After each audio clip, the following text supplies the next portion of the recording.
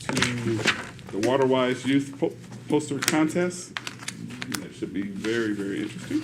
Yeah, they're good drawings. Too. In the proclamation declaring month of April, good afternoon, sir, as Water Awareness Month, certificate of appreciation to Patrick Jones. Proclamation declaring month of May the mental health month with Ms. Gwen Calhoun, and then we'll go to the city manager report. Sir? Thank you, Mr. Mayor. It should be a pretty routine report on projects. This particular time, the next CCOM meeting that I would normally report on is not until next Thursday, the 11th. So routine. Yes, sir. All right. Then we'll press on to item 2. That's a long one there, Councilwoman Landry. Any questions on item 2, 2:1 through 2:10? I just want to thank Dr. Landry in advance. Taking one for the team. I do. Yes, sir. If we're not approving, and then just maybe semantics, if we're not approving the city board and commission guidelines until later, can we still assign people to what we didn't approve yet? Mayor McCaw, Councilmember Benning, the policy and procedure guidelines are simply that, guidelines for operation. Okay. The appointments of members all relates back to your resolution where you made them council advisory bodies. Roger. So this is just adding people to your commissions. Okay. So yes, you can. Thank you. All right. Any other questions? Item number 2. Proceed to item, goes to public hearings. Item number 3, Councilman Rodriguez. Adams. Mayor McCaw, members of council, this is a pretty standard new application for a restaurant liquor license for Takamaki Restaurant at 1481 East Fry. The notice of the public hearing, which is required by state law, was posted on the facility in excess of 20 days prior to the meeting. We have received no comments pro or con regarding the application, and the police department has done their background check of the applicant and has no objections to this moving forward. Roger that. So that's the same address as Bamboo Garden. It's the same right next door then? Yeah, there's like 3 little things right in One that to the right was same. empty. That's Yes, okay. yes. Okay. Any other questions? All right. Item number 4, Mr. McLaughlin. Good afternoon, Mr. Mayor, members of council. So this is our draft annual action plan for the proposed use of community development block grant funds for the coming year. The public hearing on Thursday will be the second of the 2 public hearings that are required to be held. The draft plan was posted on the city's website for a 30-day public comment period starting on April 17th and ending on May 17th. And any comments that are received during that time frame will come back to you for final approval on May 25th. As mentioned in March, the city is expected to receive $250,075 in block grant funding. The proposed allocations reflect the feedback and direction that we received following the applicant's presentations. The proposed activities are consistent with the city's 5-year consolidated plan and HUD eligibility requirements. The bulk of the funds will be set aside for installing 10 to 12 strategically spaced fire hydrants in the Montebello subdivision. This neighborhood is one of the target areas for CDBG investment. The maximum amount available for program services is being divided among the 3 nonprofits that made application. United Way of Sierra Vista and Cochise County and the Cochise Family Advocacy Center are each proposed to receive $15,750 as well as $6,000 going to the Southern Arizona Legal Aid for services benefiting low to moderate income clientele.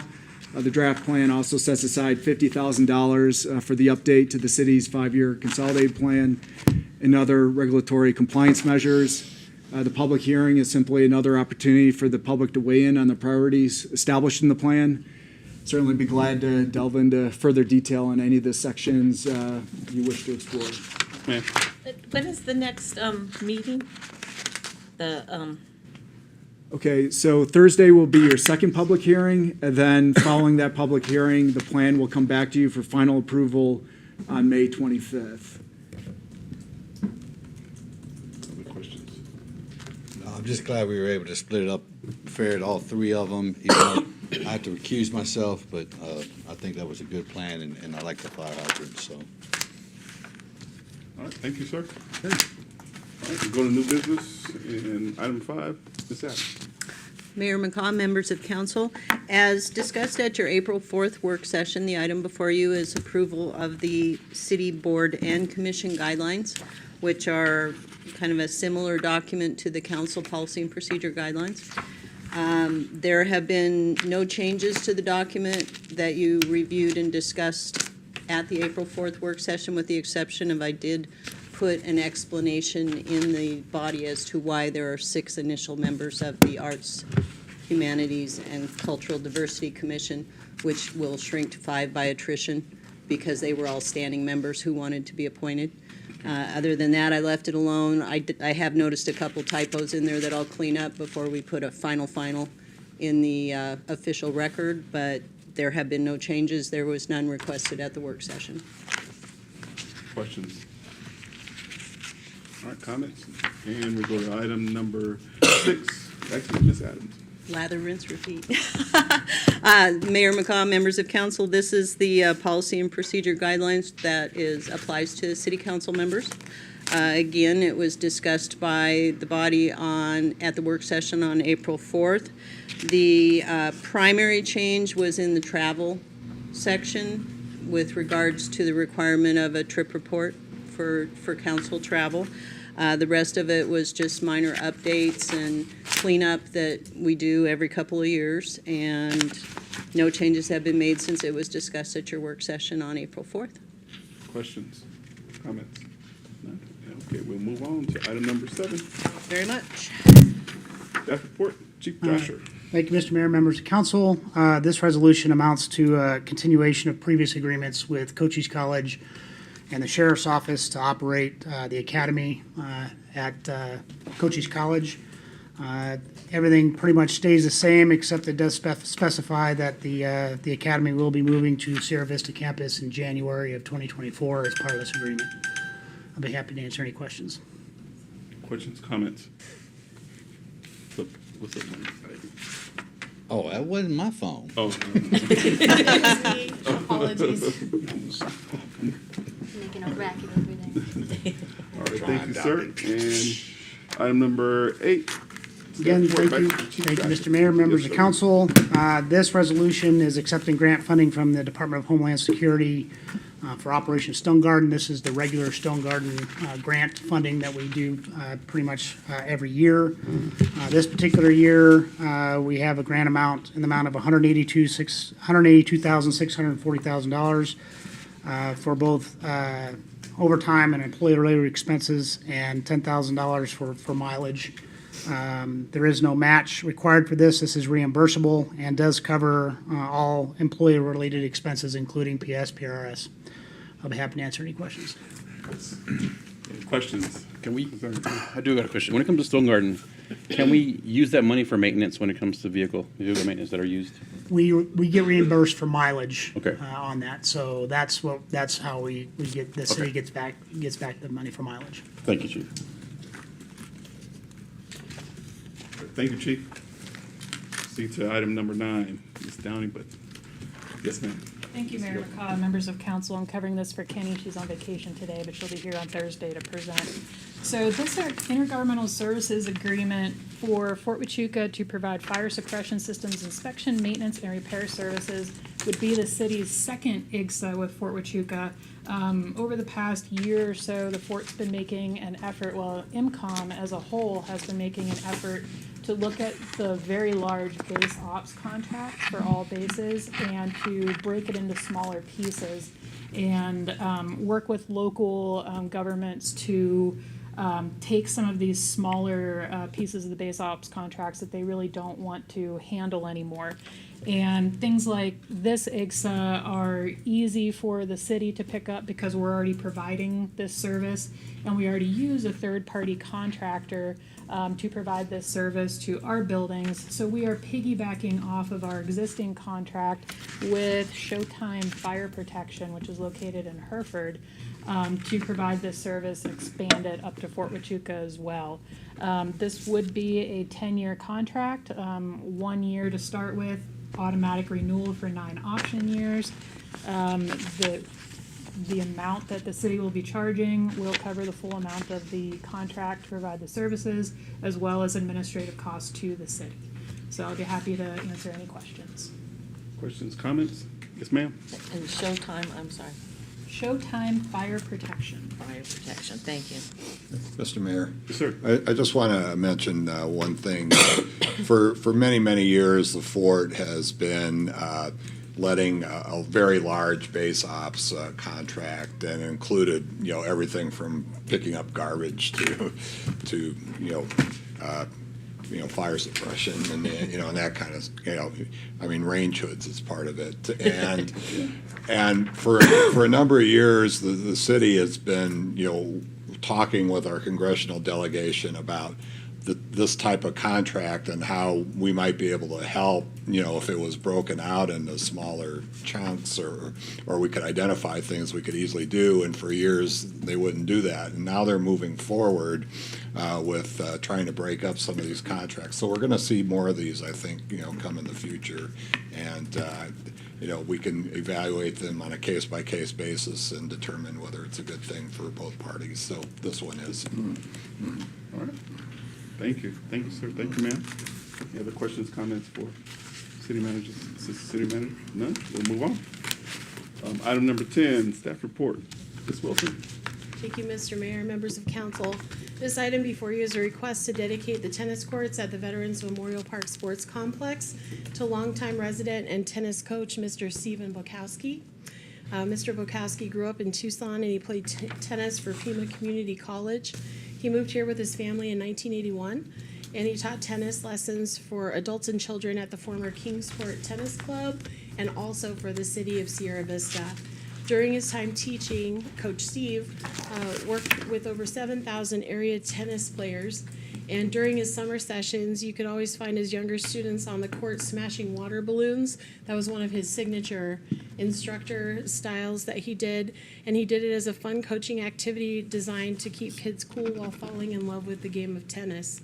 Coach Steve was also charitable, and he used his love of the game of tennis to support local charities. He ran several local tournaments here in Sierra Vista and utilized the funds for scholarships and to benefit a local crisis shelter.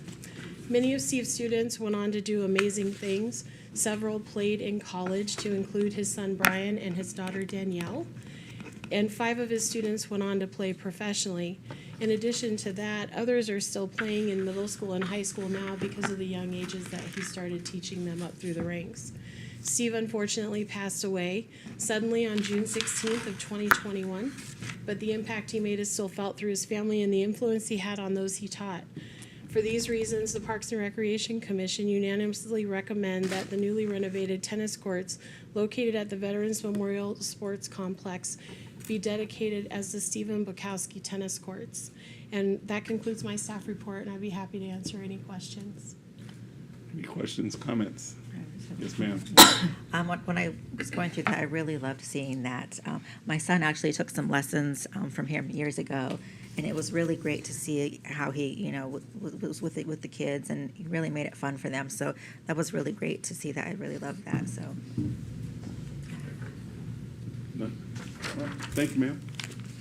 And we'll do the Cultural Republic, comments and requests, and then we'll adjourn for May 4th.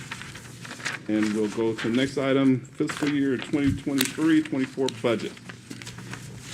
Miss Victoria, you have the Mayor floor. McCaw, members of council. So I am very pleased to share with you where staff is at right now with O&M personnel and capital. This had to be in at Monday or Friday afternoon, so things have changed since then, and we're working really hard to balance the budget by this Friday to get next Tuesday's presentation to you. So what I'm going to go through today is most likely to be pretty close to what I'm presenting to you, but of course we'll detail any changes next week and any changes as they go on. So we're going to go over where we're currently at in our budget projections, O&M, personnel requests, our capital projects list, our facilities maintenance list, and then we'll hit our vehicle requests before we're done. So, our projected revenue hasn't changed yet. We are considering whether to, we included a 3% revenue increase over last year. We're considering whether a 4% increase makes sense. We're still thinking about that, and we'll make that decision by the end of the week and share that with you next week. But things are actually looking pretty good at this point. I'll tell you, 2 weeks ago when we started looking at this, we were about $7.5 million out of balance, and we're now down to just under $905,000. So we'll probably be able to take care of that pretty easily. And this does include our allocations. And your fiscal year 23 versus fiscal year 24 O&M is about $1.5 million greater. This is all funds, not just the general fund O&M. So that's why it looks a little larger than normal. And that does not include allocations yet.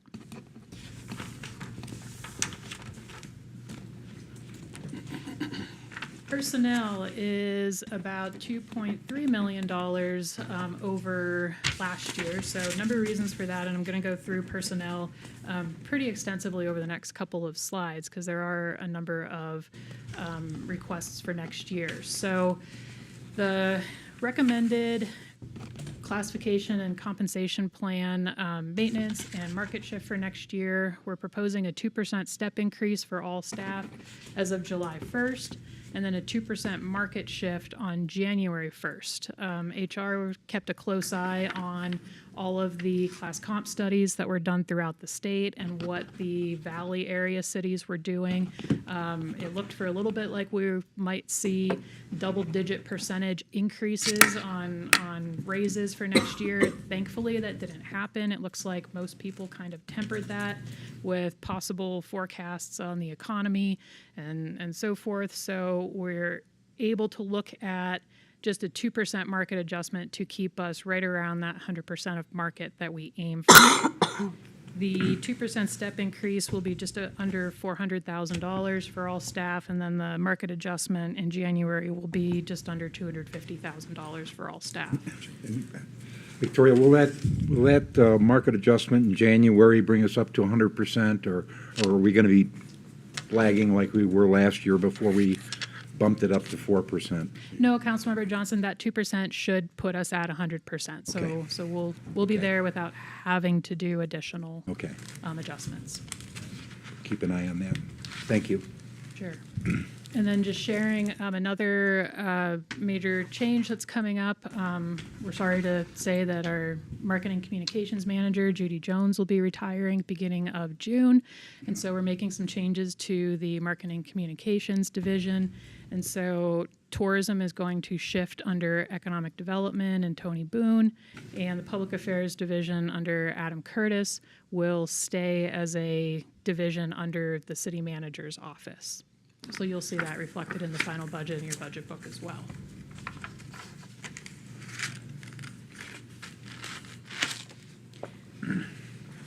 We had a number of new personnel requests this year, and starting with fire department requested a management analyst, and that position would focus on things like their budget, on grants for the fire department, and emergency planning, among other things. Human Resources requested an administrative secretary. We've been looking at ways to help Human Resources do things more efficiently, and an admin secretary is something the division used to have. And when the previous person retired or moved on, duties for that person were spread amongst the rest of the Human Resources division. And so in trying to keep people more focused on their job, We'd like to propose hiring an admin secretary to help get those things off our existing staff's plate. The marketing and communications management analyst is actually taking our a part-time staff member and bumping them up to full-time. That's Kate Cox's position. That position is also paid for half of the position by CCTEC. So that 88,000 or half of that is already covered.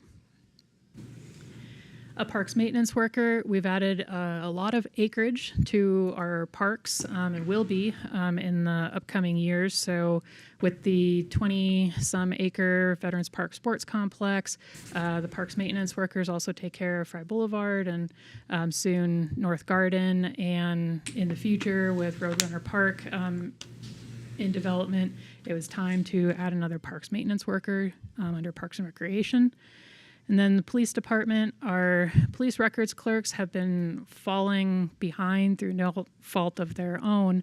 The NIBRS reporting has put a significant and increased burden on our records clerks, as well as the requests for body cam footage and the redactions that have to take place. It's all a lot more work. And so by adding a police records clerk, and then we will probably be taking another part-time employee in the police department and moving them to full-time as well. We just don't have the cost on that yet, but we'll have that soon, and you'll see that in an upcoming presentation here shortly. The 2 community service officers, those community service officers have been doing really well, and so Chief requested a few more. One of those is to fund, we overfilled in the first round because there were so many good applicants. So one of these is funding an existing position and then adding 1 additional community service officer. I had a question. Yes, sir. These numbers here, Victoria, are they strictly the salary, or these include the benefits and other things as well? They include everything? Okay. Has to Yes, have they it. include all burden. Okay. Yes, ma'am. In the human resources, the secretary, and I know that it's, been taking a long time to get people, through the requirements that we have. Is that going to help, maybe scoot it along a little bit more? Mayor McCaw, Council Member Resmer, actually, things are improving a little bit. When Mr. Klein resigned from CCOM, we were able to move him to HR, and he has extensive background in being able to do backgrounds and those kind of things. So we're able to bring a lot of that back in-house now, and that has been already a big help in HR. So what we need here is just somebody that can perform the day-to-day administrative tasks that the rest of the staff had picked up. We lost the position during the recession a number of years ago, and it's just never restored it. So this is getting us back to where we were probably 10 years ago. So. Okay, thank you.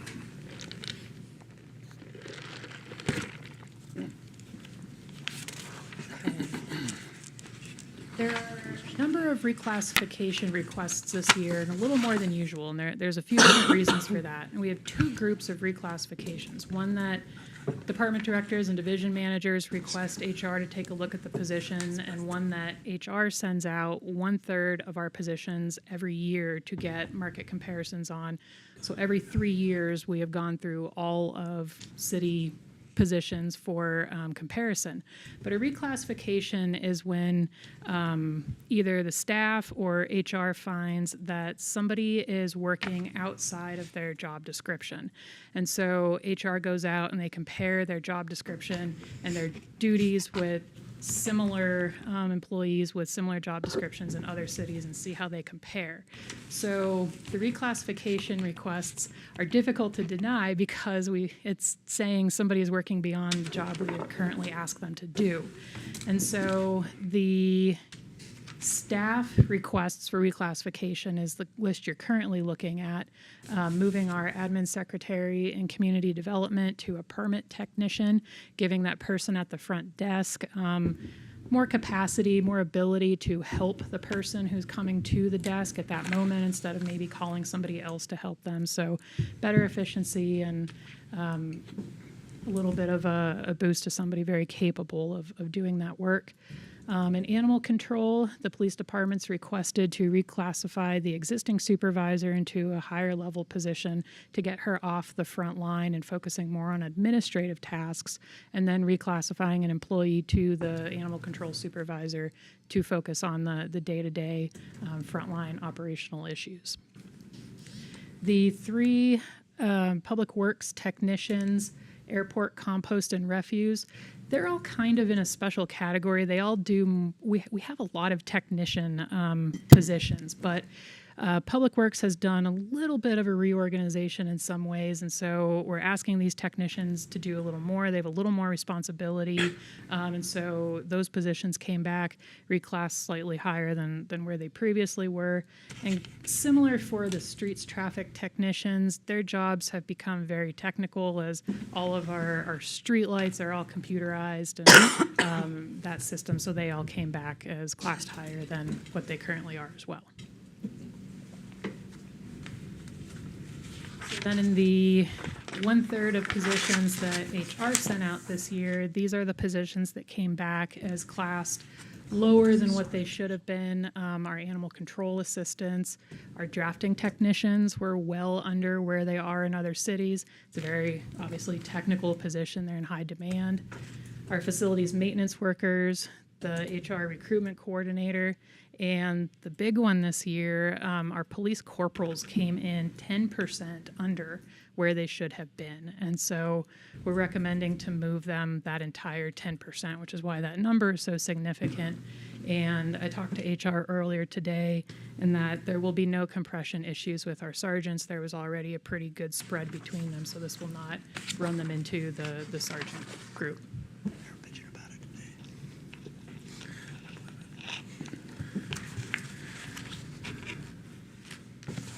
All right, moving into our general fund capital list. I won't go through every single one of these, but if you have any questions on one I don't cover, please don't hesitate, of course.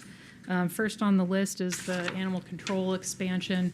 You recall from last year, we unfortunately did not receive a $1.2 million donation as we thought we were. It ended up something more like around $7,000 a year, so not enough to expand our shelter. So next year we're proposing the entire $2 million cost for at least the first phase of expanding the shelter, and that should get us a good distance on that expansion. We have on the list purchase of the half-acre lot beside Fire Station 2. It's been on the market for a little while for $60,000. That will give us the ability to redo the driveway for Fire Station 2. Right now, our firefighters have to back their trucks in or make a really tight turn to get them into the fire station, so that'll help us alleviate that issue. Two items on here, the Public Works security cameras, and the last item, the PD license plate readers. Those are part of the real-time crime center, different components of that. So that's one of our first steps in building out that real-time crime center. The $500,000 listed for the sewer extension, that's actually a grant match. We're going to apply for a Land Water Conservation Fund grant of $3 million again next year. That's a $1.5 million grant from LWCF, $1.5 million from the city. State Parks also let staff know that there's a second grant we may be able to combine to cover $1 million of our match. So we're budgeting $500,000 for our portion of that. What that project would do is run the sewer line from the OYCC down to the Domingo Paez complex. It would install the restrooms down there. It would pave a small parking lot along Tacoma, and it would add some RV parking down near the pump track. There's sometimes components that LWCF look for that may not sound like they go, but it's an important check mark for funding a grant, so we included that. All these items are part of the Parks Master Plan, though, and so it would get us along the way on that plan. Where the Public Works security cameras, can you tell me about those? Sharon, do you want to, are those for the yard? over at Public Works. I believe they are, and Abe, do you have additional information on that? So those are for, Rodriguez. You have to come up, Abe. I hear you. Yeah. So those are for strategic kind of locations where the parking lots, like where the buses are at, and Okay. then for the fuel area, and then also in front of the fleet building. What was it last year that they had, we had some vehicle break-ins, basically they stole catalytic converters there. So it went, we had a lot more security cameras, but we kind of shrunk it down and placed them in strategic areas. Okay. And that's kind of where they're at right now. Okay. And as Victoria said, it's part of what we're trying to connect to the real-time crime center, so. Okay, thank you. Appreciate it. Yeah, we're getting a nice, Mayor McCaw, members of council, we're getting a very nice network of security cameras to include the high school and hopefully looking at other schools, as well as our park areas and some of our facility areas that can feed then into the crime center that is underway in the police building. So it should enhance security in a number of these areas at a fairly low cost. So. Thank you.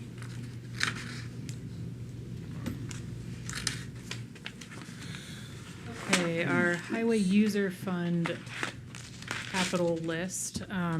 This has changed already, but the projects we're budgeting, we mentioned in the first one, the Buffalo Soldier Trail extension. That is for the proposed school that looks like it's moving forward on the Tribute property, and we are required to build about a quarter mile of road to the school.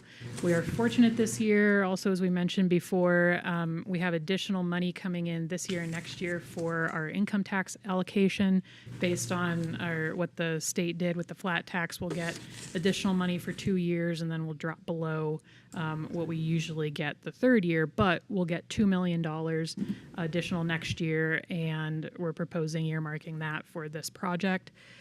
$2.5 million to construct the North Garden improvements. That should be out to bid here pretty soon and under construction early this summer. We have $1 million, not $2 million, unfortunately, for additional street projects. We're going to wait to designate that for a little while. We recently learned, thanks to Mayor Pro Tem, It was really great. Councilmember Johnson, that there are projects that were proposed for appropriations through the state by the MPO that if they were awarded to us, we have to spend about $300,000 for matches. And so we weren't aware of that. And so we'll be budgeting that in here if we need to. And we'll let you know when we have that information and see if they're included in the budget. The three projects at the bottom then are the RAISE and MPDG grants that we'll be applying for next year. We really pulled back our grant requests. If you've noticed, based on our experience last year we didn't know with all the infrastructure grant opportunities out there what our chances were. We budgeted for a whole lot of them. We pulled that way back this year, and our staff have gotten a lot of good feedback on our applications from last year. So these are the RAISE grant and MPDG grants that we think we have the best chances for. The last one, the biggest one, the MPDG grant, that would be repavement of Buffalo Soldier Trail, Wilcox, Fry, and 7th. So fingers crossed on that one. Just two quick questions. One with the grants. What's the 100% or is it matched? There's no matches on the RAISE or MPDG, I don't think. Do you know, Sharon? Or Jen? I don't recall off the top of my head. There's no match on the RAISE. Okay. Right. And then 1 million for street projects. Are we putting any more money towards streets? These are actual capital projects, so Okay. the street maintenance budget is There's O&M. $1.5 million in the HERF fund for annual street maintenance currently. What, could you flesh out what West End improvements mean? That is reimbursement for the $2.5 million that we're going to spend on North Garden, and does it do the rest of Fry Boulevard, Matt? Yes. Okay. Thanks. So it moves the West End further to what, 7th? The 7th. 7th Street, okay, thank you. And then the BST extension goes all the way out to, you see where they're building a school, right? It's a quarter mile east of Highway 92. Okay. I've been seeing the trucks back there doing whatever they're doing back there. That the school already, school construction early phases of that? No, that is the quarry place, the that is quarry. back there. Okay. The school's already built, ain't it? No. Oh, that's the new one. Yeah, American Leadership Academy. American, yeah. Yeah, and Mayor McCaw, Councilmember Rodriguez, this is a tough project to have to do. We're required to do it and provide access, and, Right. and obviously the school needs that. The expense obviously is due to rising costs. We have to match the intersection on the state highway up with the lights and everything across the way, so that's a little tricky. And the unfortunate part are those heavy trucks that you mentioned coming out of the gravel pit, which will be very, very hard on the asphalt that's going to be put down there. So we're going to have a pretty thick, base and layer of asphalt there to handle that type of heavy truck traffic. Go ahead, sir. No, saying I've seen them go that way, and I've seen them come back behind the hospital Yes, sir. around that way too. Okay. Thank you. Oh, yeah. Oh, I got some ADOT info to put out too. Okay, LTAP, this is transit. We have a lot of carryover projects. They're in progress. They just move slowly sometimes, and our engineers are working as fast as they can, but we've been also short on some engineers for a little while. The project at the very bottom, that's listed as multi-use path, that we need to rename that. This was an FTA grant that we were awarded earlier this year. It's actually another connectivity project, and it was mentioned before, but this will do sidewalk, curb and gutter, and asphalt patching on Fifth, Bel Air, Judd, Taylor, Bartow, and the Fab Avenue improvements that were mentioned when we discussed the concept plan. Mayor Pro Tem, you had a question earlier about the difference between the bus shelter projects and the bus stops. So I talked to Chanel earlier, and she said everything is a bus stop, but not everything has a shelter. The larger amount will be relocating some bus stops that create issues, and the smaller ones are, one of those goes with the Walmart pad to improve the stop at Walmart. I don't have the full list of where all of these improved stops are, but we'll get that for you. Yes, thank you. So we're moving, when we move a stop, why is it so expensive? What's in, It's a sign. it's a sign and sometimes a shelter? What are I we? think a pad has to be poured, the bus shelter has to be purchased. There's multiple ones in there, Okay. that's not just one, so. Is this to accommodate the current route, like what we are offering right now? Mr. Mayor, Councilwoman Humphrey, yes, this is based on current routing, but also starting to look towards the future of changes that may be coming. But primarily, it is to address current bus shelters. The other thing that happens sometimes is we have shelters that are non-compliant with current standards, and we have to upgrade those over time. And that's the kind of thing these projects will address. Okay, that was my concern because I thought it was just temporary, the way we had everything set up because of the situation we're in with the drivers, or lack of drivers. So I don't know what the future routes are that you're talking about. I'm assuming, I know we need a study done, right, to look at our transit system again, because it's been a bit. Should we wait until that's done before we start putting money into all the stops and stuff? Mr. Mayor, Councilwoman Humphrey, we are looking at a study for the transit system. But at the same time, we expect a lot of the stops that are in use today to remain stops in the future. Some of these stops have doubled or tripled in ridership in the last couple months. That's great news. But we don't foresee major changes to the stops that we are currently utilizing. How we service those stops may change, but likely not the stops themselves, because it's all driven by volume, where people want to get from and where they want to go to. Okay.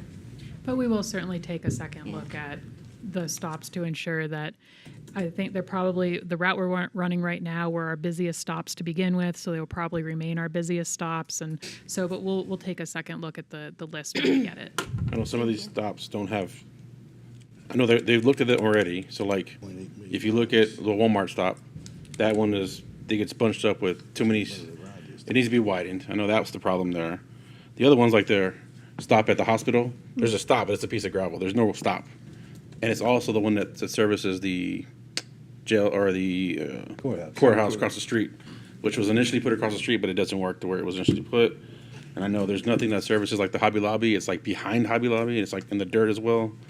And then the one next to Cebus is like dirt as well. So I think that's Yeah. why they're. I think it was out in the sun before by Hobby Lobby. Yeah. I think that's why they had to. But yeah, you're right. Yeah, Go ahead, sir. I'm in the same boat as Mayor Pro Tem Humphreys. This is $8.8 million. Is any of this a grant? Yes, Councilmember Benning, the 2.5 million for the last project is a grant. The 2.5 million for the connectivity and safety project carryover is a grant. Okay. The 1.278 million pedestrian walkway connection construction, that's a grant. The BST pathway connectivities and SR 92 connectivity program, those are both grants. I think most of these carryovers are grants. Okay. Launching. Yeah, because we're not charging either, so that's $8.8 million just to spend on transit. We're never gonna make money on transit. I know, but What it's for. it's a lot of money.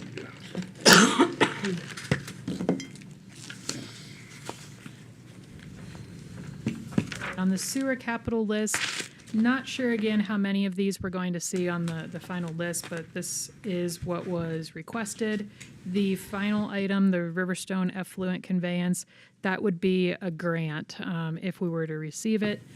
One thing I wanted to mention that is not on this list, but you will see in a future presentation, the sewer master plan, which was on in the budget for this current year, ended up coming in far above what was budgeted. I think we budgeted $175,000.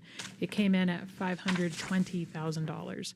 So we got it started this year. We'll budget the balance of that out of next year. But what that's going to do for us is it's going to analyze the current infrastructure and map our system, look at the current plant capacity, forecast and create a model to tell us when to expand the plant, and then guidance on the type of expansion needed. So even though it's an expensive study, it's very much needed and will be extremely useful for planning the future expansion of the plant.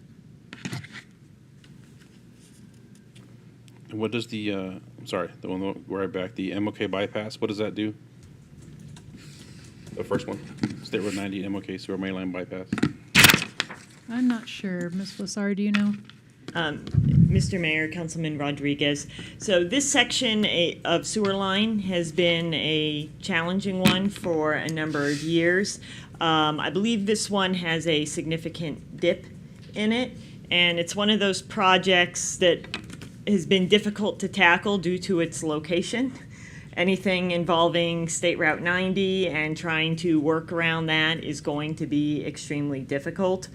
But the line is to the point now that we are going to need to look at some sort of a major repair on that line, because that's one of our, that line basically feeds the whole north side of the city and goes under State Route 90 and heads over to the sewer treatment plant. So we're talking about a lot of sewage that's coming through that that line. Is it possible to, I don't know how urgent that is. That sounds really like scary. But yeah, when we do when ADOT does the work on 90, sometime after October. Problem is, that'll be 3 years from now, and then. Well, if they're tearing up the road anyway, I don't know. Is there a way to coordinate this project when they're already shutting down that area and working on it? We might be. We have talked about that, and we'll see how it develops and the urgency of the project. Right. Irene is in regular communication with ADOT, talking about the project. She's the one they have been getting a hold of to coordinate their work schedule, determine night work. So because she is involved in both of these, if there's an opportunity to coordinate that work to happen at the same time, we would absolutely take that. As Victoria stated, we don't know which ones on this list are going to make the final budget yet. We'll have to see how the enterprise funds shake out. I mean, while they're in there, can they run a line of bingo pies from? A little bit west of the work they're going to be doing, Yeah. so All right. unfortunately. Just wishful thinking. Well, and again, Mayor McCaw, members of the council, this is very important work to do, and sewer systems are one of your largest assets besides streets. But it does point out there's going to be a lot of work being done at the 90-92 intersection in this coming year, and it's going to create, some travel challenges and challenges for public safety as well as we're going through this. So just something to be aware of, and we'll have to get that word out to the public, as best we can when it's going to happen. But it's going to happen during the next year. So I think everybody will be okay with the option of, do you want the road fixed or not? yeah, That's what it costs. That's what it's going to cost. yeah.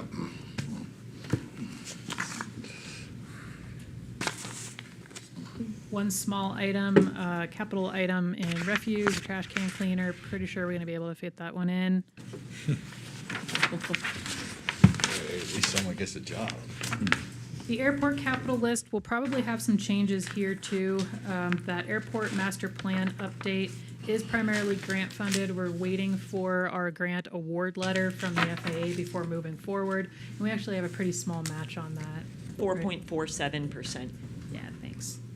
The master plan and design remodeling the terminal interior, we're still evaluating that one. We'll probably pull that off. We don't have a tenant yet, so it doesn't really make sense to renovate it before having a tenant. So we'll probably wait on that one. Yeah. 2 generator replacements, and then the $3 million airport utility installation. That will be our DSIP grant application for this year. That will run the sewer line to the area we want to develop. Difficult to develop that area on septic, so that, and I think we're going to try and include the conduit for fiber in the future too, internet. The one thing that the stumbling block for the DSIP grant is we also need an easement from Fort Huachuca. We're going to connect that sewer line to the Huachuca City sewer line that goes to the Fort Huachuca wastewater treatment plant. So we're Tony Boone's working really hard on that and trying to get that done as quickly as possible so we can apply for that DSIP grant this year. And we think we have a pretty strong chance of getting that. If we do get a tenant for the airport at some point, I mean, it could be on them to remodel it if they need part of it. Right? I mean, they could take on that cost. Sure, that's part of the certainly a deal. point for negotiation. Okay. Yeah, and Mayor McCaw, Councilmember Rodriguez, that's a good question.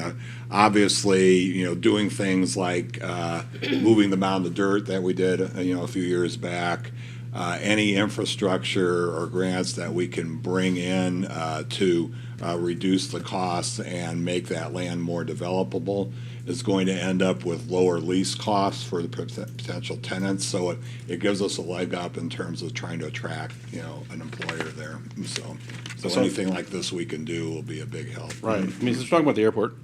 The last KENG project we had was all the compacted gravel that's out there on that 11 acres-ish, right? Yeah, where the dirt was. Where the dirt was before, and in front of that, so it's all that's compacted gravel now. So yeah, I mean, I agree, that's important. Nobody's gonna come to our airport unless we have infrastructure. If there's no concrete, if there's no utilities, nobody's gonna come. there's no hangers, nobody's gonna come. This will help us with that, this Okay. grant. Right on. Thank you. I have a question. If we can backtrack a little bit to like the sewer master plan, looking at that and you know, all that involves like water and things like that. Are we working with any of like the water companies or collaborating with them or, you know, kind of planning things to kind of happen at the same time so things will work smoothly? I don't believe we typically work with the water companies on that. No, typically, we don't. The biggest challenge with working with the water companies is the number that we have in this area. They're all private companies, and we have Arizona Water, we have Liberty Water, we have PDS. I'm forgetting some, but There's a bunch of little ones. there's a bunch of little ones. Those are the big ones in the city limits. But the connection with the water companies basically ends up being what comes into our sewer line.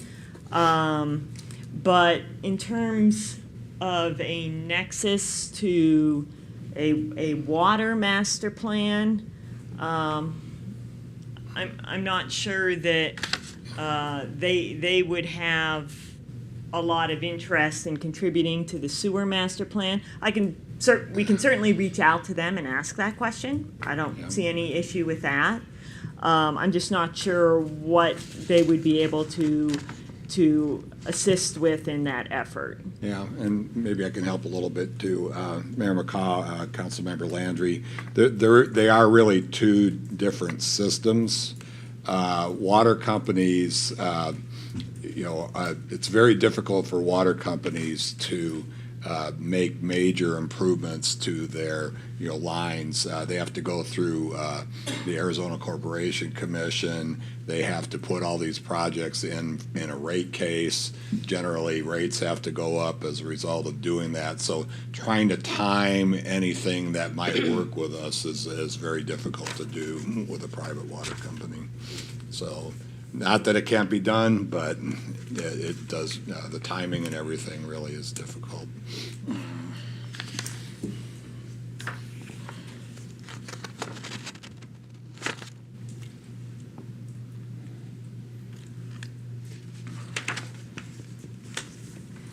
Okay, CDBG is our proposed project from the city side fire hydrants in Montebello.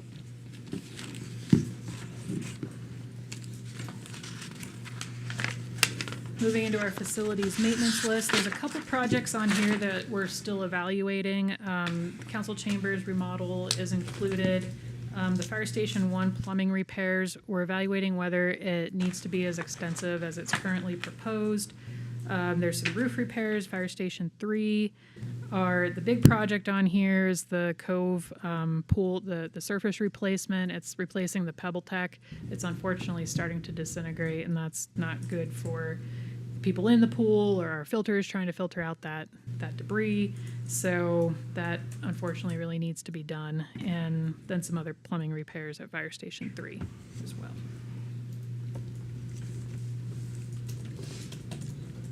Excellent. Moving on to our vehicle requests, if you notice, a lot of these vehicles are pre-2010. Two of them are pre-2000, late 90s. So we should be getting to the end of all of our really, really outdated vehicles that need to be replaced. And we're hoping this list is a lot shorter next year. We included 4 police vehicles. We've gotten them to pretty much a regular rotation. We included an ambulance. We will not be paying for that ambulance this year. We might not be paying for it next year because they take about 18 to 24 months to deliver. But since we need a new ambulance in 2 years, it needs to get on the list so we can get it ordered and get it started working on. So, but we won't see it for probably 2 years. So we still have to include it in the budget, even if we don't plan on. We do. It won't be paid for or financed until it comes in. Just get it. But we need to list it and order it. It needs to be in there and approved so we can order it. Yeah. Good question. That's the number we need. Remember, these will probably be financed, so hard cash is really only 10% for the coming year Okay. on these items, but it probably won't happen. Yeah. Now, this slide showing these vehicles here, I'm looking at in this huge budget book that we were tasked to read, on page, beginning on page 313, are these a consolidated listing of what's shown in the budget book? I did not bring my budget book with me, Councilmember Johnson.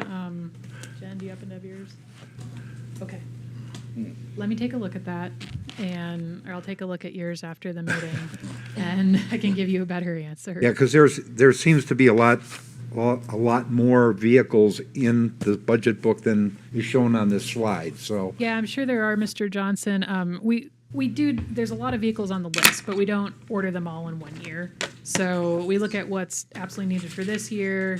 We'll look at what's needed for next year. There's also vehicles for the enterprise funds that aren't on this list. This is just general fund, because we're still working on the enterprise fund budgets. So you may be seeing that as well. Okay. So there's a few different reasons why you're seeing a lot more on the list in the budget book. Right, okay, all right, thank you. And maybe for some context, Mayor McCaw, Councilmember Johnson, if you look on this particular, last year's list was probably bigger than what you're seeing here. But if you look on this list, you're seeing vehicles from 1999. You're seeing early 2000s and that kind of thing. And really, it's a function of trying to catch up where we should be, because during the recession, which we experienced for about 10 years here, we weren't buying a lot of vehicles at that time. So, this is all the stuff that's left over that, we need to get caught up on here. But hopefully, we're almost through that bubble, and we'll see smaller lists going forward then after this. These items removed from inventory, are they going to auction, or are we going to donate to our sister cities? What we'll do is we'll evaluate the vehicles coming off the list, and I've already let Victoria and Kenny know that we're looking for certain types of vehicles that might be able to help Cananea. Obviously a garbage truck is what they need the most, but they also need help in other areas. So we don't want to just give them our worst stuff. We want to give them stuff that's going to be functional, that they can keep going. So yes, we are aware of that. And thank you. Thank you. All right, as I said at the beginning, here we're working on balancing the remaining funds and the general fund by Friday. So a lot of work on that going on. After we do that, we'll do your presentation next Tuesday of at least a balanced general fund. Then Jen will be hard at work completing your tentative budget book by the Friday before Memorial Day and weekend, and you guys will have a whole week of fun to read that before your one-on-one council meetings the week after. You've all gotten an email from Rochella to schedule your time. Thanks to those of you who have responded already. June 12th through the 14th will be your special budget work sessions. That's when we'll present everything. We always schedule 3 days. We hardly ever need them, but we always schedule them just in case you want them. And we're here until you all are satisfied with the proposed budget. June 22nd on your agenda, you'll have the tentative budget adoption, followed by on July 27th, the public hearing on the property tax levy and the final budget adoption. Your final action for the budget process will then be August 10th with your tax levy adoption. With that, I am finished, and we're all happy for any additional questions. If you don't make that date, you can just do a continuing resolution, right? I mean, we'll just do that. Mayor McCaw, Councilmember Rodriguez, unfortunately, the state doesn't allow us to do that.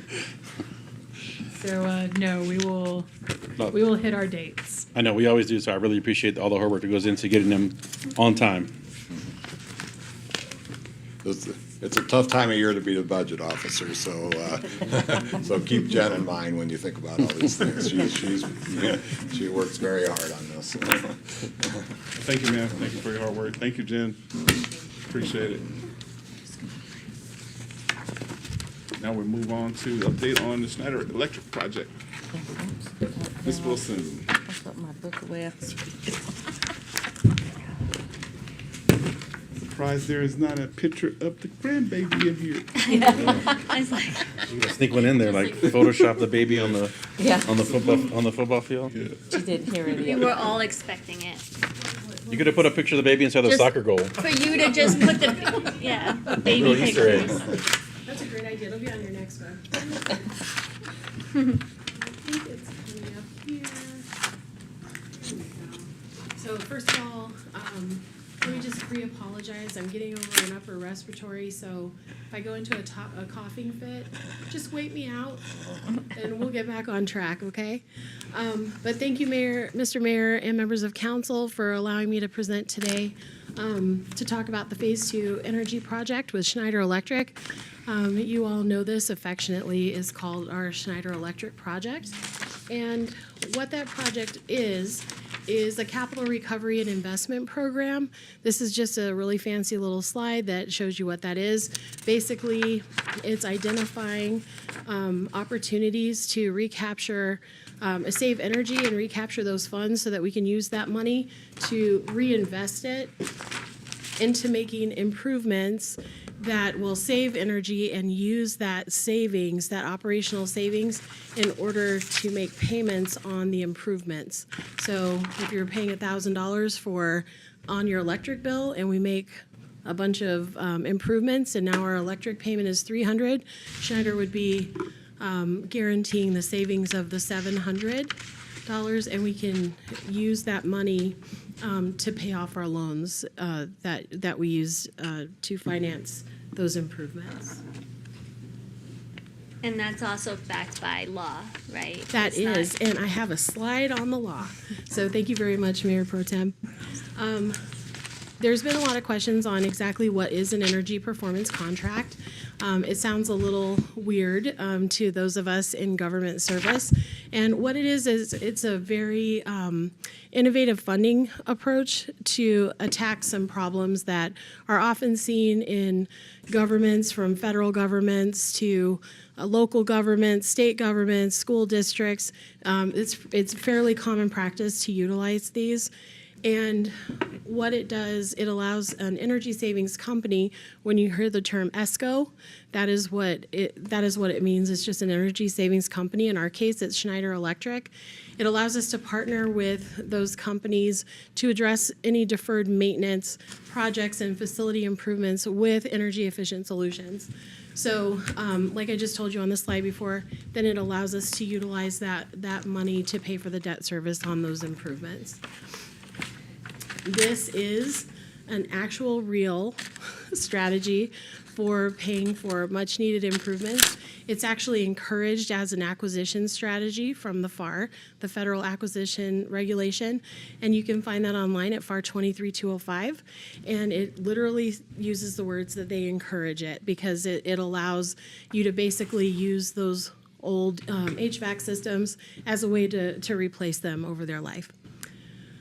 It's also permitted in all 50 states. Each state can, as you know, with state law, it can put constraints from the federal laws. It can't exceed the federal laws on how it can be utilized. So ours can be found under ARS 34105 if you're interested in taking a look at that. Several state and national cooperative contracts offer pre-qualified professional service ESCOs for use, which that is what we did the first time we went out for this, and we were really doing a lot of our research. We actually went and looked under cooperative contracts. We found a bunch of pre-qualified vendors. We actually took that list of 8, and we did a competitive process, even though they were already available for use, in order to find our partner, Schneider Electric. Questions now or to wait to the end? You may ask me anything you like, Okay. Councilmember Landry. Okay, so for their deferred maintenance, do we have a lot of deferred maintenance things going on, or are there controls in place to make sure it doesn't happen? You want to take it or we'll go? Let me go ahead and take a stab at that. Because it is a good question. Mayor McCaw, Councilmember Landry, during the recession that I mentioned earlier, when you're talking about like vehicles, that was deferred maintenance. We had a lot of deferred maintenance that we simply were not able to get to, particularly when it came to our facilities. And deferred maintenance is probably one of the worst things a government has to deal with in terms of budgeting, because once you fall behind, you never really ever seem to catch up with deferred maintenance.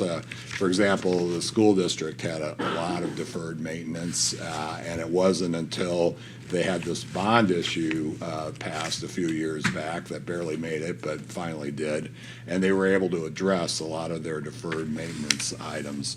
We were falling into a similar situation, but we were able to use our existing budget without raising taxes and without going out to a vote, by using this method to catch up with a lot of our deferred maintenance, HVAC systems, the roof going up on City Hall right now, you name it. There was a lot of things that really didn't get attended to the way they should have been during the recession. So now we have a chance to catch up with a lot of that deferred maintenance.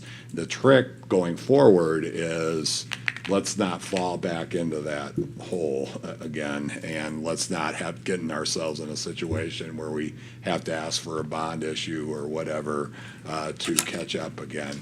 What's great about this is not only are we getting a lot of these projects and warranties, but the energy savings that comes out of the project, as Laura mentioned, helps generate the money savings within the budget to help pay for the financing that you guys undertook to do all these things.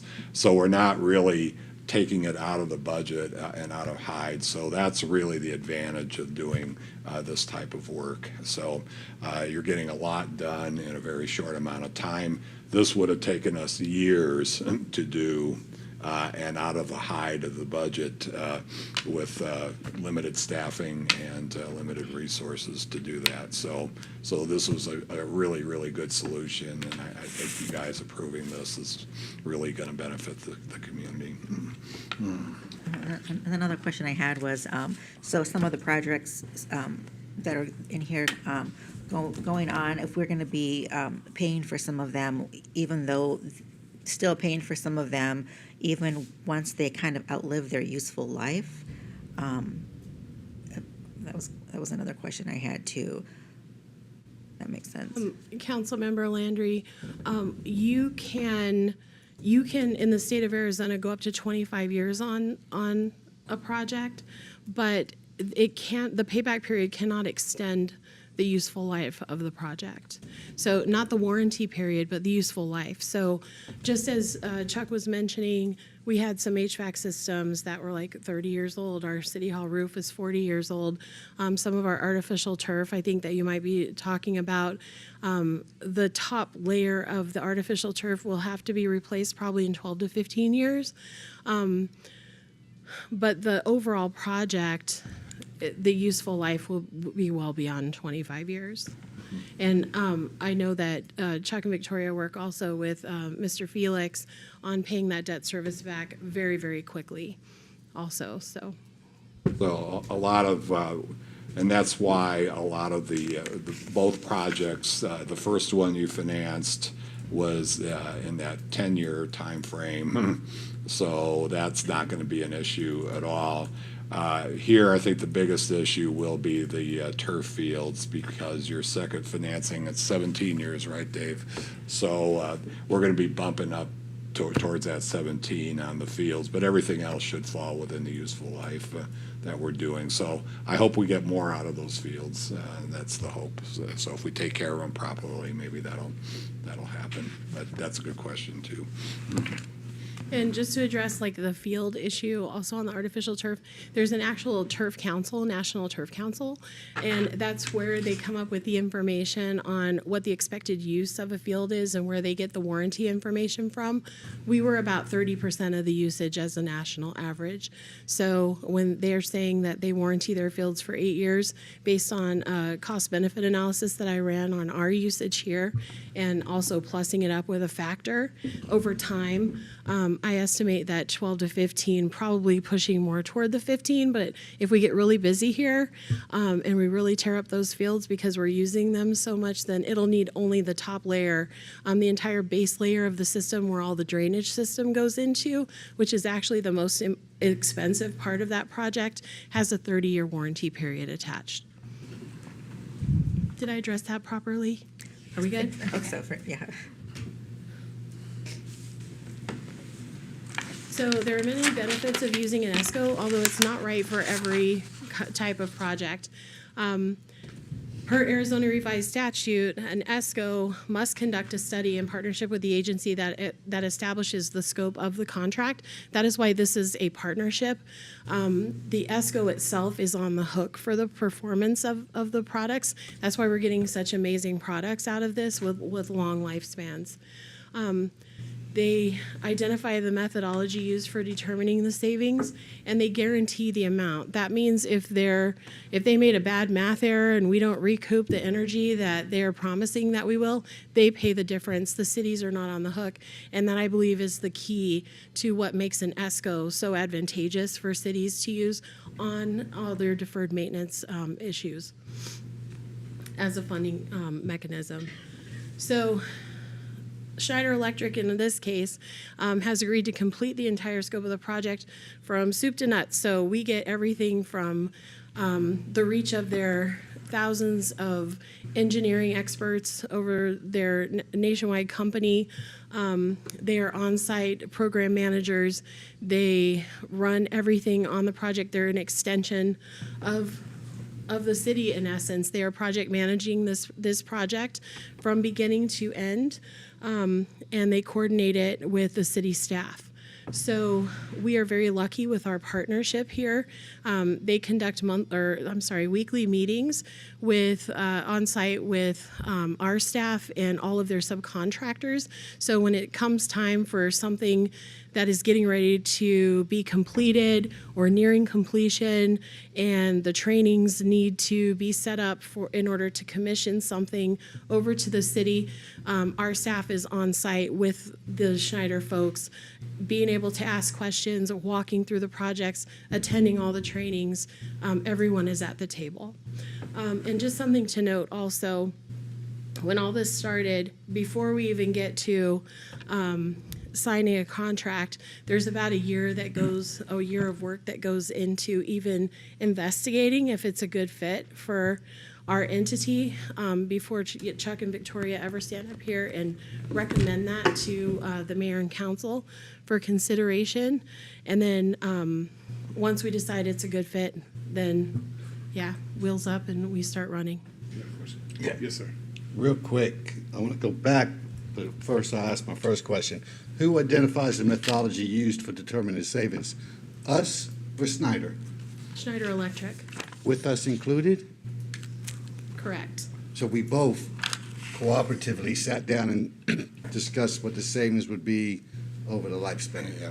But, yes, but the potential liability, if there's a math error, is on them. That is correct. So we don't incur that risk then.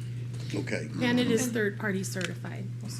And so too, the way we've set up both projects, the first project, we had a lot of deferred maintenance, and the energy savings from that, we're able to balance against the revenue generation projects, which is why we did the HVAC systems, the LED light bulbs. That also helped pay for the turf fields that we did, which don't really have a lot of energy savings with them, but the revenue generation is a component. And so we balance the projects based on how much is energy savings, how much is revenue generation. Okay, and then to go back, and you brought it up again with the deferred maintenance, a lot of that, I haven't seen a asset management, anything, do we have any kind of asset management program? Or are we just going on, it's 2 years old, we're gonna get a new one? Mr. Mayor, members of council, we are working on a overall facilities assessment asset management program right now. Unfortunately, the person that was working on that has been down at transit for the last 4 months, assisting with efforts there. So as soon as I can get her back to the Pedro Castro Maintenance Center, we will resume that effort, but I did see a work product in progress, and she was making good progress on it. So, and actually, that's a good question as well, because, you know, we have an inventory of our fixed assets, so that goes through accounting. But, you know, we talked earlier about the sewer master plan, and that particular project is going to inventory all your sewer assets and then come up with recommendations for when they need to be repaired or when the plant needs to be expanded. So we have to take it off in chunks.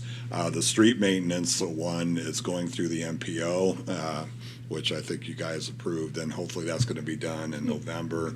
And then you'll have an idea of your street assets and a better idea of what we need to do to get to where we need to be on that. So we have to bite it off in chunks depending on what the asset is. Yeah, I have a question. Talking about quality assurance, at the end of a particular project during the Schneider rehab of a lot of our facilities, who's involved in the punch list, the final approval of saying, we can check the box and this is done? Mr. Mayor, Councilmember Johnson, that is whoever is in charge of that asset. So Greg Barrett, our facilities supervisor, is at almost every single meeting and almost every single punch walk because a lot of those fall under him.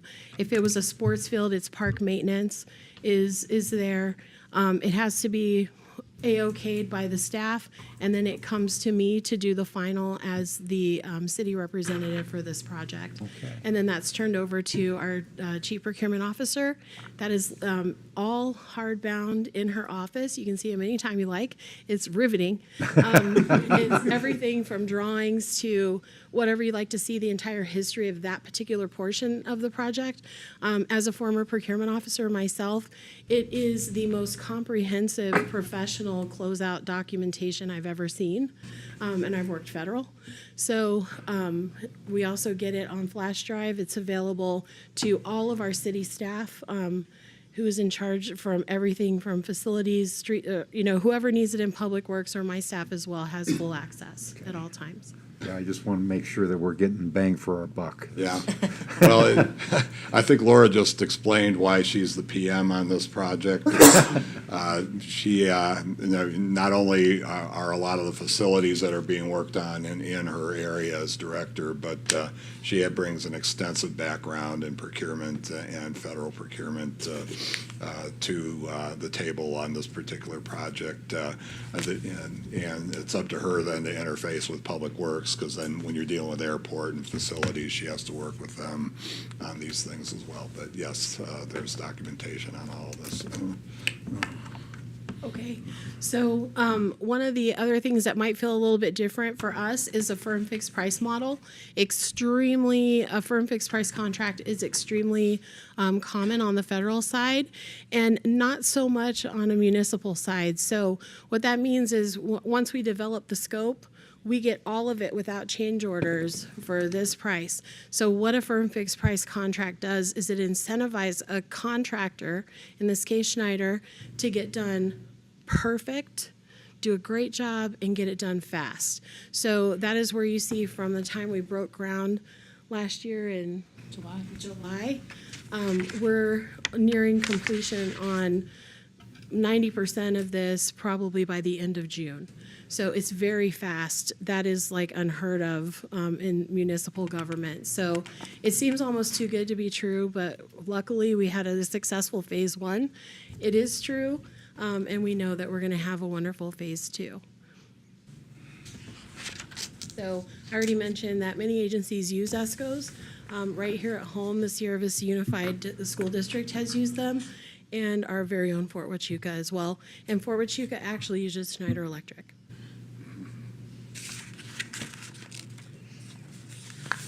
So here's our phase one results, not too shabby.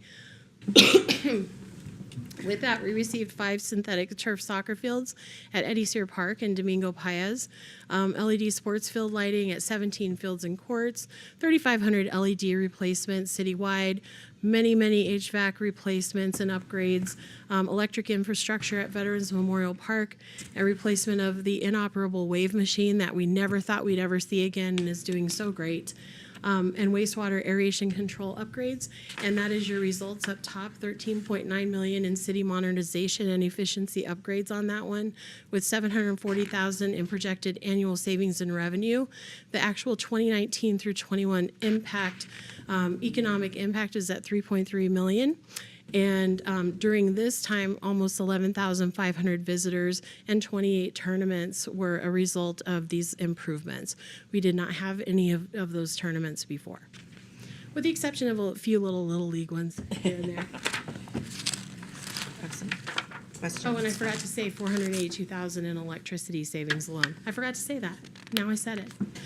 Councilmember Landry? Yeah, I have some questions about, so for some of the replacements and upgrades and stuff, on some of the multiple sites, for it being just, one big project in there, would it have been better to have smaller chunks and kind of move it, like, piece it along, or like as far as like all of the LED replacements and some of the HVAC upgrades and stuff, would it have been better to have You mean do them in-house and do them one at a time? or just kind of, have it slowly kind of. So like that's for- certainly one way to go. And we're seeing that kind of now with other projects that we're talking about. You can look at our fleet, like replacing our fleet right now, where you're doing it onesie, twosie. You don't get as much of an impact on that, and you're talking about economies of scale. So if you're going to do an ESCO type project, you want a large economy of scale so that you recoup a massive amount of energy savings at one time. Piecemealing those puts strain on already strained staff.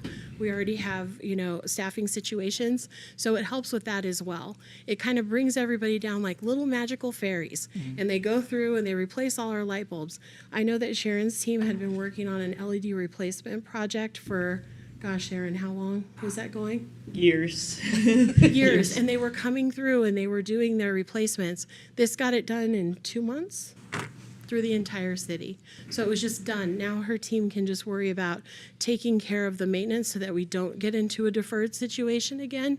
And so it's very helpful on the strain on staff while also giving us the maximum impact and the benefits. Mr. Mayor, Dr. Landry, I think also getting to what you're asking, the city could have done each one of these projects on our own, and as a whole, or individual project by individual project for both phase 1 and phase 2, each project would have cost less than the total amount we paid to Schneider Electric. However, each project would have probably taken us at least 10 years to accomplish. So trying to get each one of those projects, like Sharon said, we were trying to replace LED lights here and there when we had time. We got all of it done in 1 month. Same with the turf fields, the HVAC replacements, constructing a new sports complex. We could have done it on our own and it would have saved us money, maybe, but it would have taken us many years to accomplish it. So this gave us, using this type of mechanism, gave us the opportunity to get it all done at one time, and the funding mechanism was available to us that was not available. We would have had to either budget capital improvement funds, finance it individually.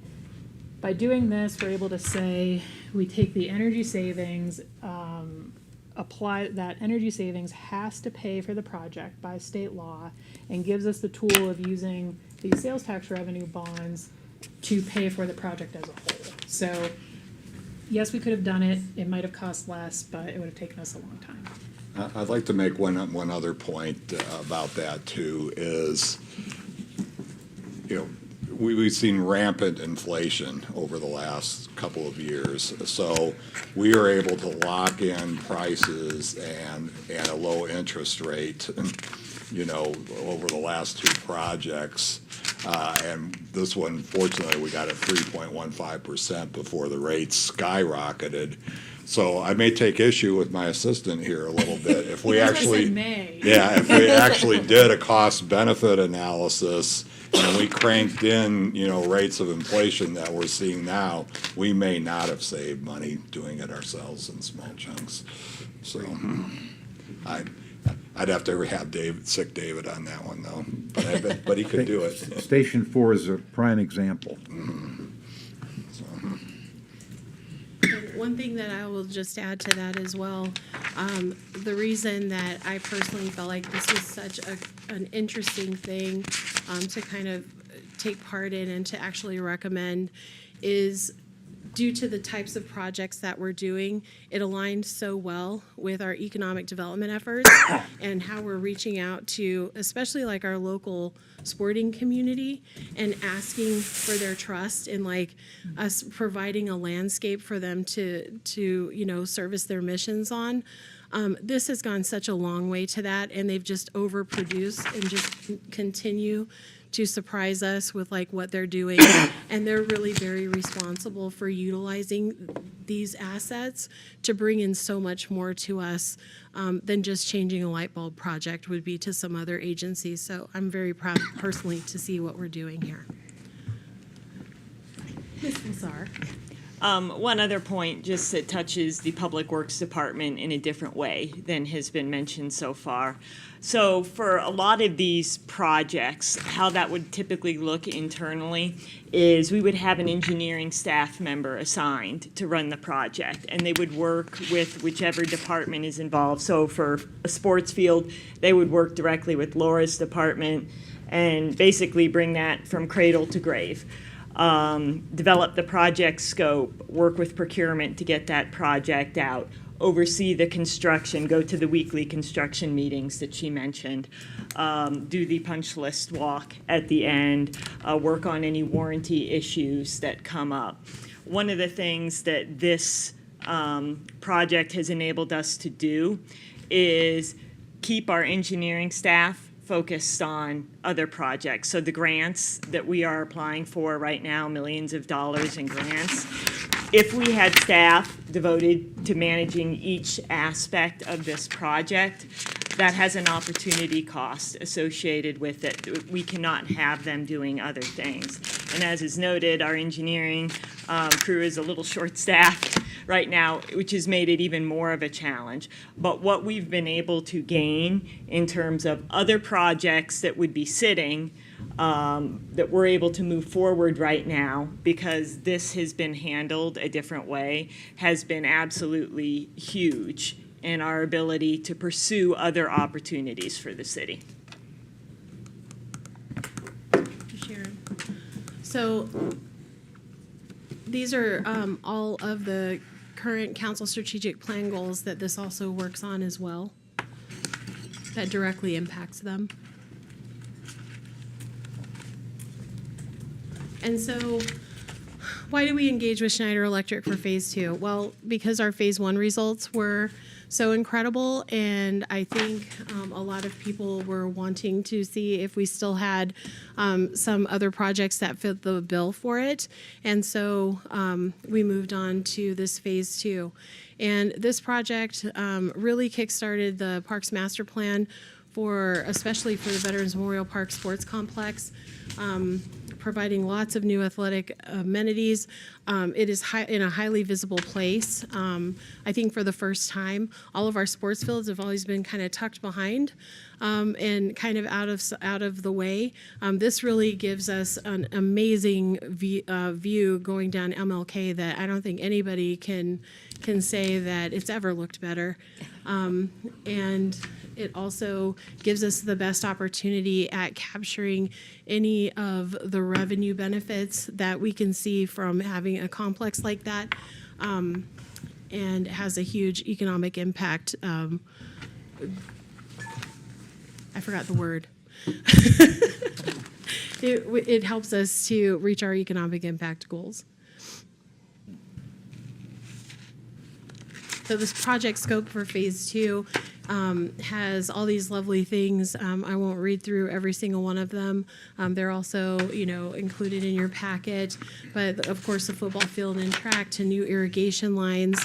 There was no irrigation out on the football field and track area, that little baseball field. My staff has actually been watering that by hand so that the middle school could play that for 2 years. They wanted to keep their home field, and so my sports division team did the best that they could to make it look nice. They're really going to be impressed next season. It should be good to go for them. Added a lot of ADA pathways. The ADA pathways were also a requirement of the Land Water Conservation Fund, a $1.5 million match. And it is the first connection to the sports complex to the park, because the ADA pathway starts near Howard Field and the skate park, and you would walk from that parking lot over. The Energy Initiative did not cover the parking lot. There was no way for us to recoup any cost from a parking lot, so that is why you see that connection coming from that direction. It includes our EV charging stations, the LED runway lights and controls over at the airport, and for energy and infrastructure, a smart irrigation system. Our parks maintenance guys feel really cool now, but they hate that they're always in touch because I can email them at any time, and they're able to get back to me. But they can utilize their smart controls by tablet. There were more cove renovations, our solar covered parking that you can see going on out here, HVAC systems at the sports building, and to come, a fire alarm control at our old gymnasium up there at the sports complex. So this is the status currently. The irrigation lines are complete, stadium seating, football and soccer fields are complete. The track is complete and looks amazing. We had the mayor out there as VIP, got his VIP tour. He went out with me a few weeks ago, and I think he was happy with what he saw. Oh, yes. Bring your track shoes. He thought it was okay. The lines weren't down yet. Let me on there. Excuses. They are, the LED sports field lighting is complete. They're getting ready to do their night testing. The basketball court pad, the painting and lining, the painting and lighting, they're gonna put lights on the backside of the gym for the basketball courts down there and repaint those lines. That will come early this month. ADA pathway is just about finished. New irrigation lines are complete. The well tank and booster pump station is complete. That well and booster pump station is amazing. It feeds both Veterans Memorial Park and the Veterans Memorial Park Sports Complex, and is also primed for growth. So if we're ever successful in getting that state land next to it, or we decide to expand up north some generation from now, that should handle the capacity for that. Upgrade the gym and HVAC system, that's complete, and the tennis courts is nearing completion. They were painting the lines when I was out there with the mayor. So the gym has like real air conditioning, or The gymnasium, that's an excellent question, Mayor Pro Tem Humphrey. or is it? No, we decided to upgrade and replace their swamp Okay. coolers. Yes. I got excited because I saw HVAC and I thought, oh well, maybe. Still HVAC. It is an HVAC. I thought, It didn't make sense to put an air conditioning system on a, 50-year-old temporary building. yeah. So- But I I will think it tell was you, over $200,000 to do air conditioning. We tried. So okay. but I will tell you, and John Healy is here and he can give you a thumbs up, it feels like a totally different system. That system was, we don't even know how old that system was. There was And they- like particles coming out of the Yes. vents. I was like, And if you remember, they were hanging off the side of the building on chains. Chains. They're now That's right. They're now set on the ground. oh, good. So we should all feel a little bit better about that. I do. Thank you. Yes. For football? So if you remember this.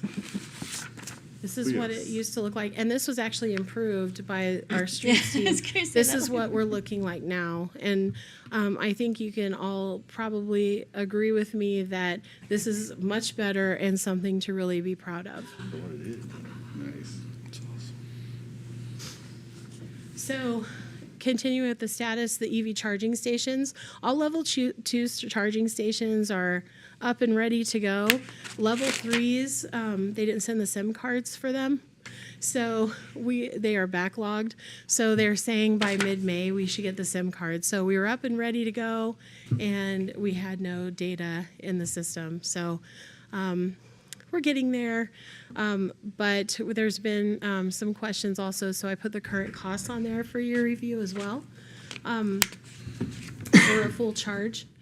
The LED runway light and control upgrades, the fiber optic cable installations are complete. Sharon, jump in if I get anything wrong.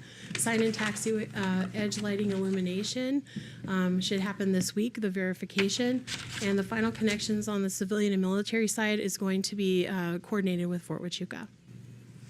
For this, the first one, the EV charging stations, are they now on the PlugShare app? Is that all available? Like if somebody Yes. goes to their PlugShare app, they can see Sierra Vista has chargers. Councilmember Rodriguez, yes, it is. Okay, good, thank you. And Second we know question. that because, funny story, one of the Schneider guys was down here and they rented a Tesla. And so they were out back and they were plugging it in the system. And they came back and I was actually having a meeting with their PM on site. And he got an alert on his phone that someone had unplugged it, and it was Yvette because she thought they weren't they weren't supposed to be back there. But so it works. So he was Okay. on the app and got the notification, so it was good. Damn, Yvette is fast. All right, good. And then Very I protective. Yes. Yeah.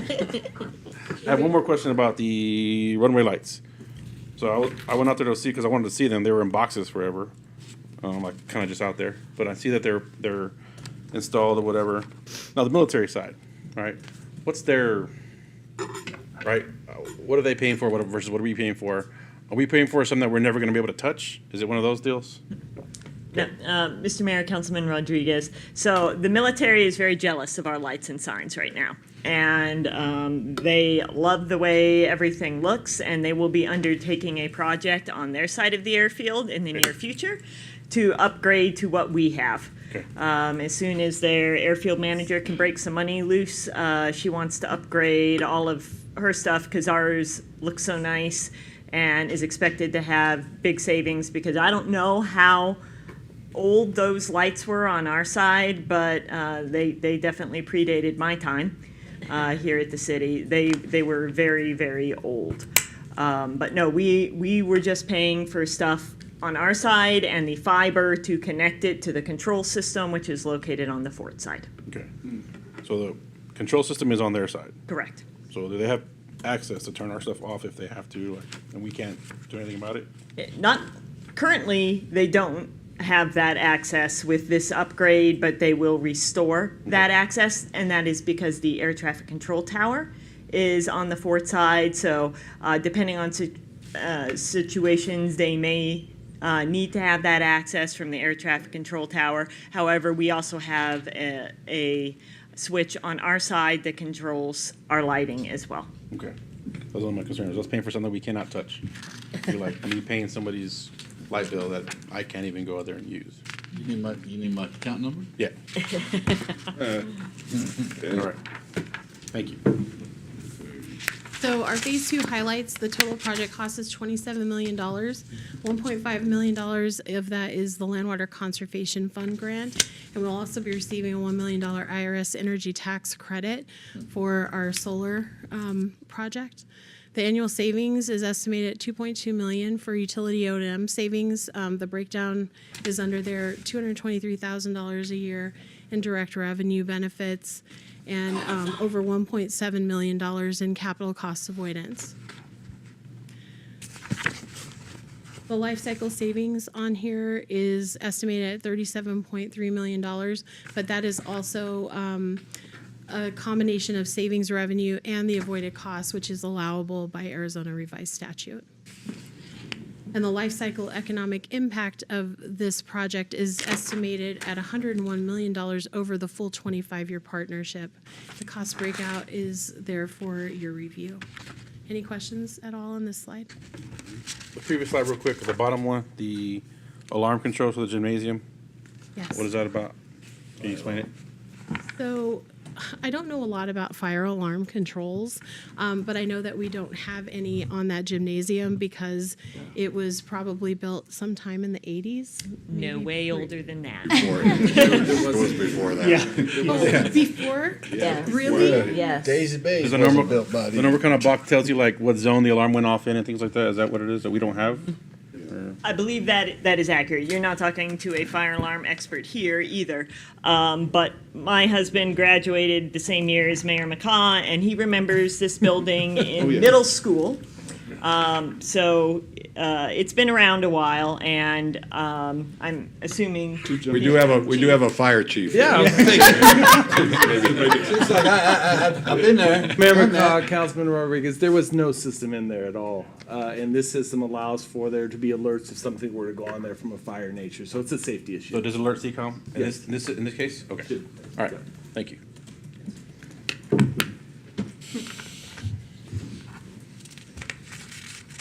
Oh, okay.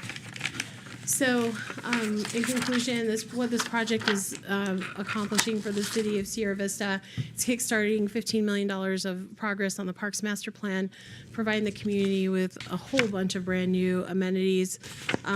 Obviously increases sports tourism reach. It's getting a lot of attention.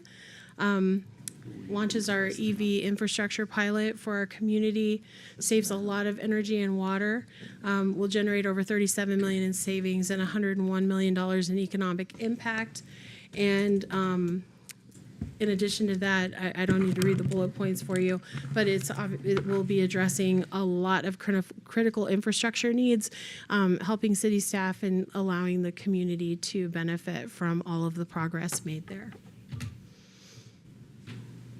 This is my favorite animation, guys. It's firm fix, so they don't have to. So, Oh, yeah, that's true. that concludes my staff report. I'm happy to answer any questions you may have. And if I may just say, I really appreciate being able to work on this project. I appreciate my bosses for having the trust in me, for allowing the mayor and the council to be open to new and innovative approaches and ideas. I know it feels different to a lot of people. I would not have my name associated with anything I wouldn't stake my own reputation on.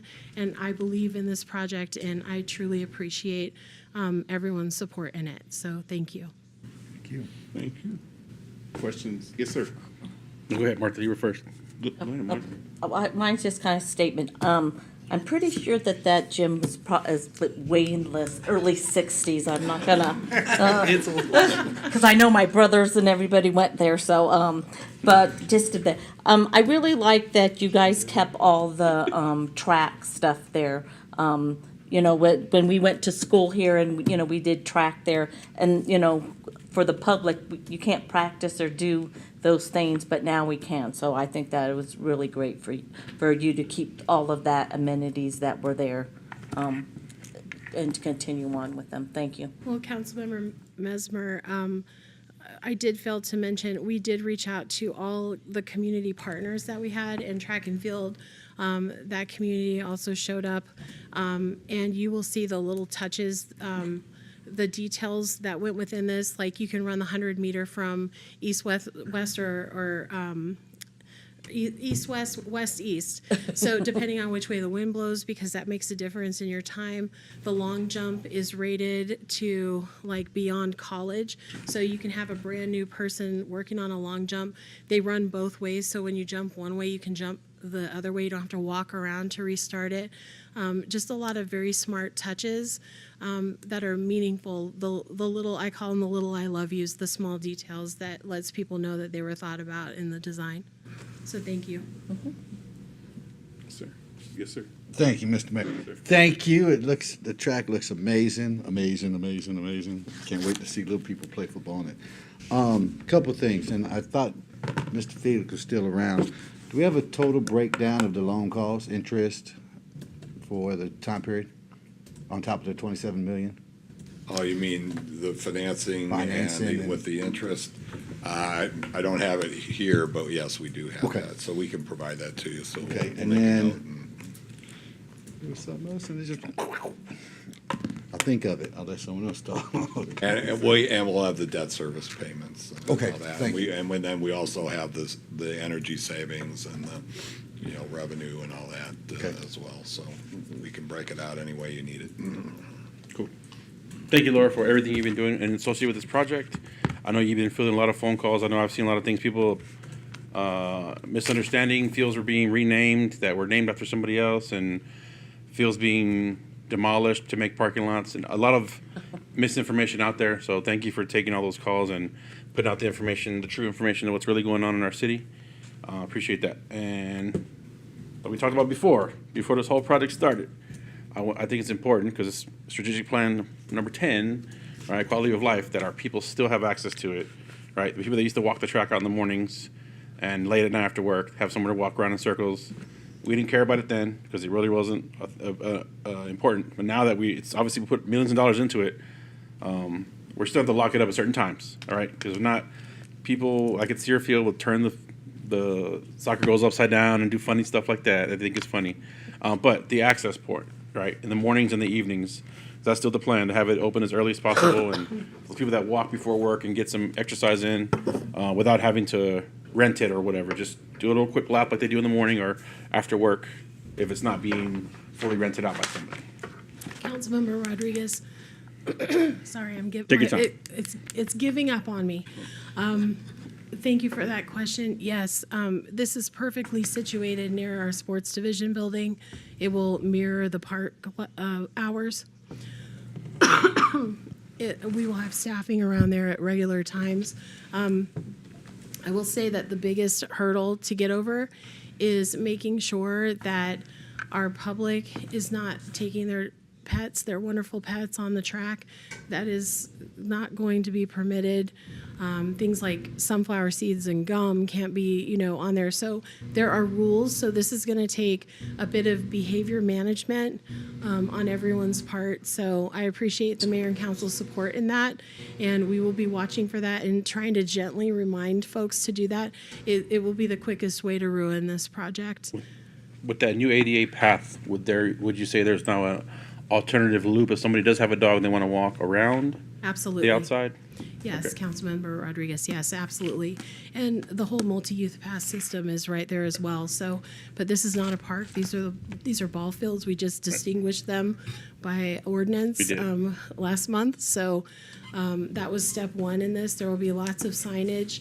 It cannot happen on this field. Okay, and then the last thing, we talked about, it's somewhere in here.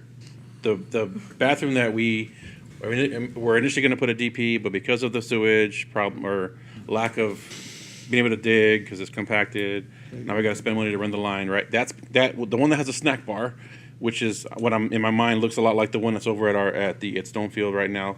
Snack bar on one side, bathroom on the back. That is gonna go now over at this park, closer to where? Closer to the south entrance of the football field and track, but it'll be on the outside of the fence Okay. area. Closer to the tennis courts, correct? Stealing my words. Closer to the softball field. Oh, and- that side, okay, so, Yes. okay, gotcha. Yeah, the east side of the field, southeast side of the field. Okay, thank you. You're welcome. Ma'am, also, could you just give like a little, what we talked about when it was out there, a little overview of to the thousands that are watching YouTube, a little overview of the sand volleyball courts and the baseball field that we talked about. Last part.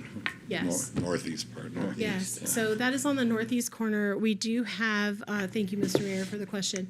That is on the northeast corner of that property.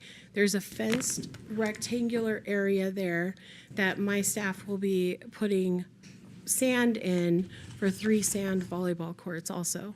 So, and one unique feature of having a firm fixed price contract in a scope like this is they were able to use all the material. Everybody wanted that dirt that was out there that was exhumed. It was put back into it. So the entire elevation of the football field area has risen like over a foot. You'll see elevation changes when you walk out there. If you feel like you're kind of on a different place.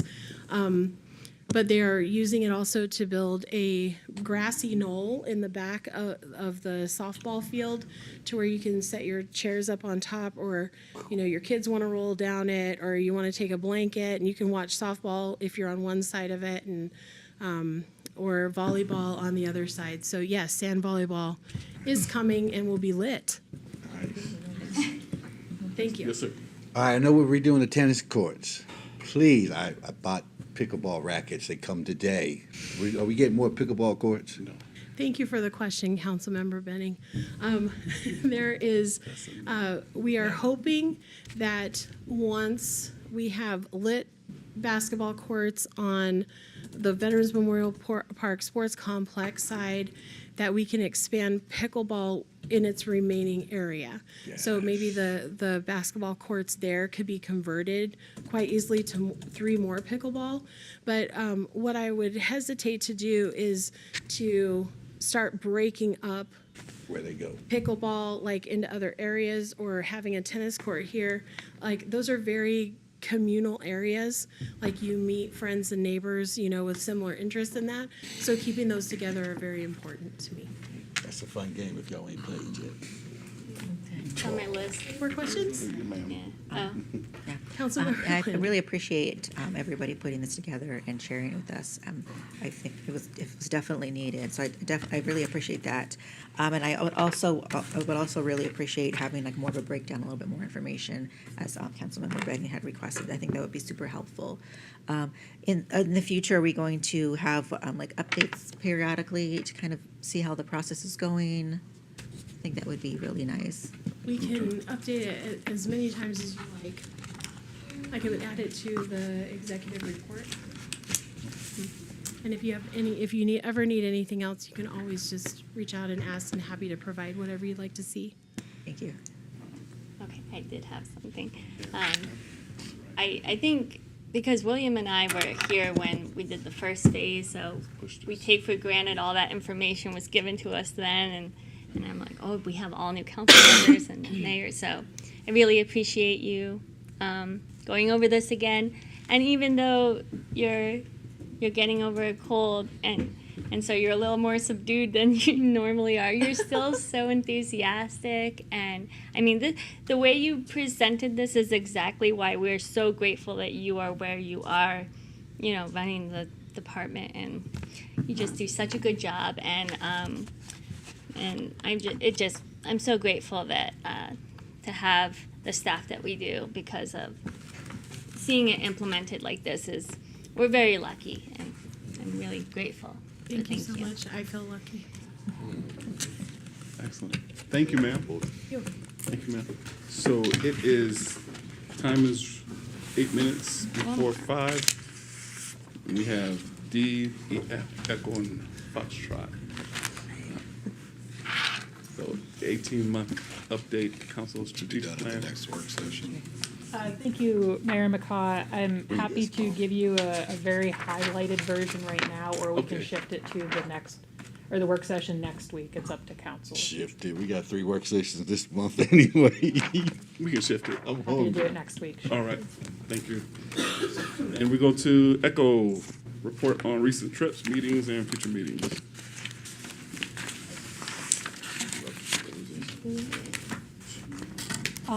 Your work session next week will be your balanced budget, Mayor, and your 18-month strategic plan. We're tracking, we've got an upcoming presentation at the second meeting in May on tourism and CCTEC scheduled. And Okay. gonna try and give everybody a break at that one with the long work sessions we've had lately. Yes, sir. And just so you're aware, tomorrow I will be spending a large portion of the day in Bisbee at the Melody Lane complex. The CCOM proposed budget will be presented to the Board of Supervisors there, so Jen and I will be at that, and then there'll be a rate review board on refuse there that I'll be attending after that. So I get to spend my day in Bisbee. Excellent. And Mr. Mayor, excuse me one more time, you'll also have a presentation on the CCOM budget next Tuesday as well. Okay, all right. In recent trips, as everyone know, I testified before the subcommittee on government operations, board of management of the U.S. Senate Committee on Homeland Security and Government Affairs on the issue of examining the effects of increased migration on communities of along the U.S. border. It went well. I want to thank Victoria, outstanding, and all the staff who put the numbers together. Thank you, Chief, for your numbers. I hope and pray that the Senate listens. They heard us. Thank you for your support and your encouragement and all your texts. I think you did us proud. No, right? That was cool. He's famous. Any more trips? All right, I think that's it. Future discussion items? Oh, I do have a question about Sure. this. Are we still planning to go to Cananea like the end of June? Is that still a thing happen? You're making a face. No? Well, that was the plan. I think they have a festival there, so, we need to do some outreach with their staff to see if we can get that coordinated, so. Just because, if not everybody has their passports updated or their passport card, they kind of need to do that immediately. Now. Mhm. So the G2 said it was okay. Just need to, yeah. Oh, sweet. Crazy. All right. Well, if there's no other comments, we are adjourned. Oh.